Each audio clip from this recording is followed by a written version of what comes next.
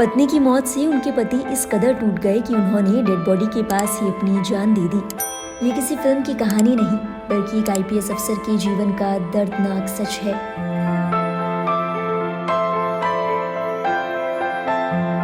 ये कहानी है असम के होम और पॉलिटिकल सेक्रेटरी शीलादित्य चैतिया की, जिन्होंने अपनी पत्नी की मौत के महज 10 मिनट के अंदर अंदर अपना जीवन भी समाप्त कर लिया। जानकारी के मुताबिक उनकी पत्नी आगमोनी बोरबरुआ कैंसर से पीड़ित थी।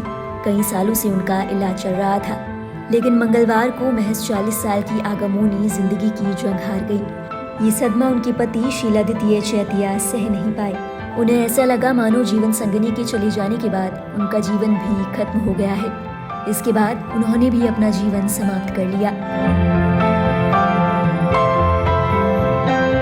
जानकारों का कहना है कि शीलादित्य और आगमोनी की इतनी खूबसूरत प्रेम कहानी का ऐसा दर्दनाक अंत किसी ने ना सोचा होगा।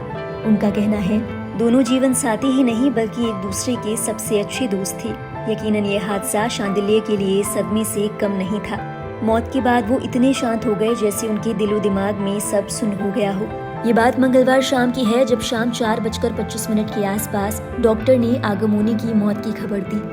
पत्नी की मौत के 10 मिनट बाद चैतिया आईसीयू कैबिन में गए। उन्होंने मेडिकल स्टाफ से कहा कि वो पत्नी के शव के पास प्रार्थना करने के लिए थोड़ी प्राइवेसी चाहते हैं। इसके बाद कुछ ऐसा घटा जिसकी कल्पना किसी ने न की थी।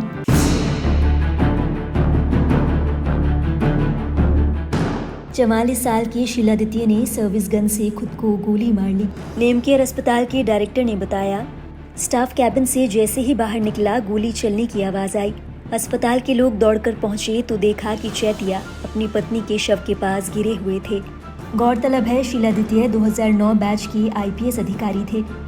वो असम के तिनसुकिया और सोनीतपुर जिलों के पुलिस अधीक्षक भी रह चुके हैं। होम सेक्रेटरी के पद पर तैनात होने से पहले उन्होंने असम पुलिस की 4th बटालियन के कमांडर के रूप में भी काम किया है। उन्हें 2015 में स्वतंत्रता दिवस पर वीरता के लिए राष्ट्रपति पुलिस पदक भी दिया गया था। बताया जाता है कि चैतिया ने यूनिवर्सिटी में टॉप किया था।